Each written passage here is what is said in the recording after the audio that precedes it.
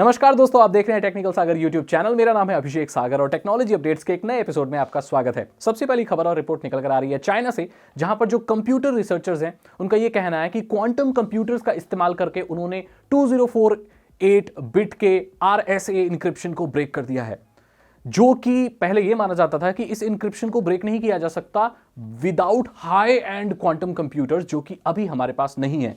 लेकिन इन रिसर्चर्स ने कहा कि भाई हमने वो ऑलरेडी ब्रेक कर दिया है। पूरी टेक इंडस्ट्री इस न्यूज से हिल चुकी है, क्योंकि आपका फेसबुक कह लो या जो भी आपकी सिक्योरिटी है वो सभी इसी इंक्रिप्शन पर ज्यादातर काम करती है। इनफैक्ट बैंक भी रिलाय करते हैं इस इंक्रिप्शन पे। तो इसका मतलब है कि अगर ये इंक्रिप्शन कोई क्वांटम कंप्यूटर की मदद से ब्रेक कर दे रहा है, सो वो दुनिया के किसी भी बैंक में एक्सेस पा सकता है, किसी भी सोशल मीडिया अकाउंट पर या कहीं भी सिक्योरिटी को तोड़ सकता है। और हम ये मानते थे कि यार जो बहुत हाई एंड के जो क्वांटम कंप्यूटर्स हैं, जो भी इंडिया में एक भी नहीं है, सिर्फ वही ब्रेक कर सकते हैं इसको। लेकिन इन लोगों रिसर्चर्स का कहना है कि भाई कुछ सेकंड में ब्रेक कर देंगे। इस चीज़ की पुष्टि नहीं हुई है, किसी को दिखाया नहीं है करके, बस इन्होंने क्लेम किया है। चाइना के लोगों का क्लेम कितना सही होता है, कितना खराब होता है, ये तो आप भी जानते हैं, मुझे बोलने की जरूरत नहीं है। लेकिन काफ़ी टेक इंडस्ट्री में इस चीज़ ने उथल पुथल मचा के रखी हुई है। अगली रिपोर्ट निकल कर आ रही है ओला की तरफ से। अब आपको पता होगा जो ओला की ऐप चलती है, आप कैब वगैरह बुक करते हो, ये गूगल मैप्स के ऊपर ही चलती है। ओला का खुद का कोई भी मैप नहीं है, लेकिन ओला का यह कहना है कि वो अभी खुद के मैप पर काम कर रहा है, तो अभी उसको गूगल मैप्स के ऊपर रिलाय नहीं होना पड़ेगा और उनका सेपरेट मैप होगा जिस पर आप कैब वगैरह देख पाओगे, कैब मंगा पाओगे। उन्होंने API शेयर करने की बात की है, ताकि जो दूसरे लोग भी हैं वो भी ओला के मैप्स को इस्तेमाल करके और एप्लीकेशंस बना पाए या उसका इस्तेमाल और सर्विसेज में भी कर पाए। सो ये एक बहुत अच्छी खबर है। ओला को अगर आप लगता है कि यार गूगल मैप्स का सहारा लेके या जो उनके API लेके जो ठीक नहीं चलता है, तो ओला अब अपना खुद का सेपरेट एक मैप तैयार करने वाला है जो उनकी सर्विसेज को शायद और बेटर बना दे। ग्वालियर, जबलपुर, लुधियाना, सिलीगुड़ी, उदयपुर ऐसी बहुत सारी जगह हैं जहां पर Jio 5G एक्टिव हो चुका है। Jio 5G 78 सिटीज में लॉन्च हो चुका है इंडिया में। तो भाई पूरी इंडिया में 4000 से ज्यादा सिटीज हैं। सो इससे आपको अंदाजा लग सकता है कि कितनी सिटीज में एक्चुअली Jio 5G आ चुका है।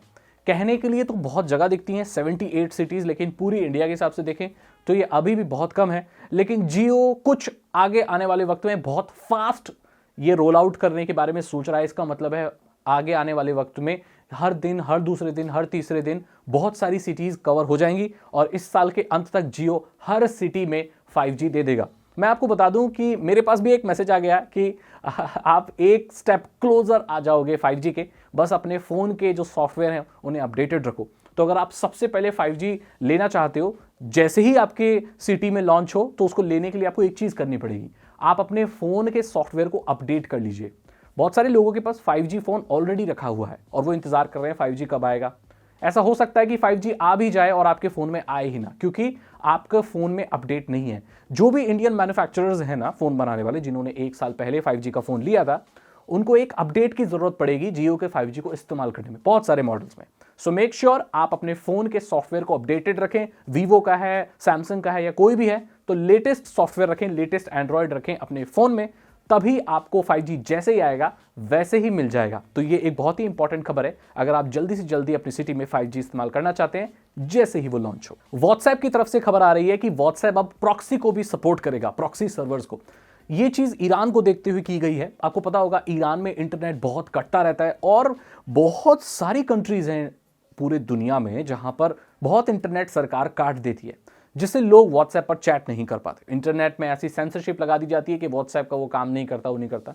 तो इस चीज़ को बाईपास करने का कोई तरीका नहीं है, लोग कनेक्टेड नहीं रह पाते। इस चीज़ को देखते हुए व्हाट्सएप ने प्रॉक्सी सर्वर सपोर्ट किया है। जो भी ऑर्गेनाइजेशंस हैं जो प्रॉक्सी सर्वर प्रोवाइड करती हैं, उसका इस्तेमाल करके आप व्हाट्सएप को कनेक्ट कर सकते हैं ऐसी कंट्रीज़ में जहां पर जो उनकी गवर्नमेंट है वो व्हाट्सएप को बैन करके रखती है या किसी पर्टिकुलर टाइम के लिए बैन कर देती है, जब ऐसा लगता है कि जो पब्लिक है वो कुछ और अगेंस्ट सरकार के बोल सकती है। ऐसे बहुत सारे देश हैं जहां पर आप फ्रीडम ऑफ स्पीच इतनी नहीं है जितनी भारत में है। उन कंट्रीज में आप फ्रीली नहीं बोल सकते, व्हाट्सएप बैन कर दिया जाता है, ये सारी चीज़ें होती हैं। अब टेक्निकल टर्म के हिसाब से देखा जाए तो प्रॉक्सी सर्वर ऐसे इंटरनेट पर एक सर्वर होता है, एक कंप्यूटर होता है जो कि आपको किसी पर्टिकुलर सर्वर से कनेक्ट होने में मदद करता है और एज ए मीडिएटर काम करता है, एक टनलिंग का काम करता है। सो ऐसी वेबसाइट्स जो आपके कंट्री में शायद बैन है आपके ISP द्वारा, उससे आपको कनेक्ट कर देता है उस आईएसपी के रेस्ट्रिक्शंस को बाईपास करके। सो दैट मीन्स जिस भी कंट्री में व्हाट्सएप बैन है, अब प्रॉक्सी सर्वर का इस्तेमाल करके आप व्हाट्सएप इस्तेमाल कर सकते हो, जो कि बहुत अच्छी बात है। अगली खबर निकल कर आ रही है कार्ल पे से, जो कि फाउंडर हैं नथिंग फोन 1 और नथिंग कंपनी के। उन्होंने मॉक किया है JBL के सुनने वाली गट्टकों को कि भाई ये नकल है हमारे नथिंग ईयर स्टिक्स की। अब वो लिपस्टिक जैसा एक डब्बा बनाया था उन्होंने ट्रांसपेरेंट वाला, और उनको ये लगता है कि भाई कॉपी कर लिया है JBL ने। फिर लोगों ने उन्हें मॉक कर दिया और उन्होंने कहा कि भाई तुम्हारा भी जो नथिंग फोन 1 था उसका जो स्कैन है बिल्कुल iPhone 12 जैसा लग रहा था। सो उसके बारे में आपका क्या कहना है? देखो, किसी भी कंपनी से, किसी भी प्रोडक्ट से इंस्पिरेशन लेना बहुत अच्छी बात होती है, लेकिन उसको कॉपी करना अच्छा नहीं होता, ये कोई भी करे। और देखो, इसमें मैं बिल्कुल न्यूट्रल हूं, मैं किसी भी कंपनी को कुछ नहीं बोलना चाहता हूं, क्योंकि ये आप लोग डिसाइड कर सकते हो, मेरे अकेले के बोलने से कुछ भी नहीं होता। बस मैंने ये कह दिया किसी को भी ऐसे प्रोडक्ट कॉपी वगैरह नहीं करना चाहिए, कुछ इनोवेशन करना चाहिए। बहुत सारे लोगों का ये भी कहना था कि जो आपका नथिंग फोन 1 है वो बिल्कुल पीछे से ऐसा ही लग रहा है जैसे iPhone 12 है। इनकी और भी एप्पल का जो भी सुनने वाले जो प्रोडक्ट्स हैं ईयर वाले, उनकी भी कॉपी कई बार नथिंग के प्रोडक्ट्स को बोला गया है। सो आपस में ये चीज़ें चलती रहती हैं। आपकी क्या राय है, आप मुझे बता दीजिए। अगली जो चीज़ निकल कर आ रही है वो सबसे लास्ट है कि भाई ट्विटर के 200 मिलियन लोगों का डेटा एक फॉरम पर फ्री में बट रहा है। भाई मतलब ट्विटर में एक बहुत बड़ा डेटा ब्रीच हुआ है, जिसकी पुष्टि ट्विटर की तरफ से तो मिली नहीं है, क्योंकि ट्विटर के एम्प्लॉय तो अब ऐसे पब्लिक से बात तब करते ही नहीं है। उनका करता धरता तो ईलन मस्क है, और ईलन मस्क हर किसी से बात नहीं करता, और ऐसे जो भी कमेंट्स आते हैं या जो क्लेम्स आते हैं उनको वो रिप्लाई देना ज़रूरी नहीं समझता। तो ईलन मस्क ने कोई पुष्टि नहीं दी है, और लेकिन ये है कि 200 मिलियन लोगों का डेटा लीक हुआ है। इस चीज़ की पुष्टि करने के लिए बहुत सारे साइबर सिक्योरिटी रिसर्चर्स ने डेटा चेक करने की कोशिश की है। उन्होंने कहा है कि कई सारे इसमें लोगों के जो ईमेल एड्रेस हैं और बहुत सारी एंट्रीज हैं वो डुप्लीकेट एंट्रीज हैं, यानी एक से ज़्यादा बार हैं। सो ये हो सकता है कि ये 200 मिलियन लोगों का डेटा ना हो, लेकिन 100 मिलियन तक लोगों का डेटा तो है।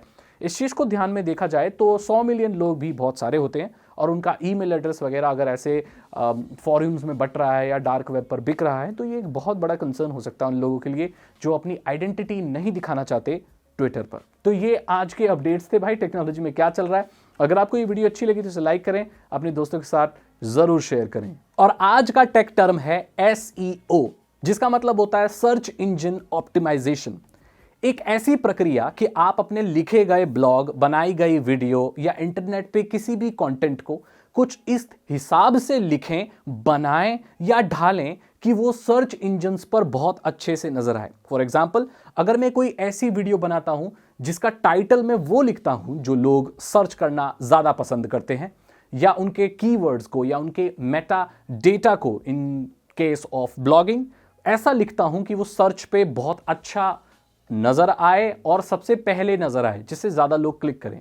मतलब सर्च इंजन्स के हिसाब से अपने कंटेंट को मॉडिफाई करना या उस हिसाब से ही लिखना SEO कहलाता है। आई होप आपको इसके बारे में पहले से भी पता होगा और अब और ज्यादा पता चल गया होगा। अगर आपको वीडियो अच्छी लगी तो इसे लाइक करें, अपने दोस्त के साथ शेयर करें। साइबर सिक्योरिटी और इथिकल हैकिंग में इंटरेस्ट है तो डिस्क्रिप्शन चेक करें। 299 रुपीज के 3 इथिकल हैकिंग कोर्सेज हैं जो आसान भाषा में आपको इथिकल हैकिंग सिखा देंगे। मैं मिलता हूं आपसे अगली वीडियो में। Thank you so much and good bye.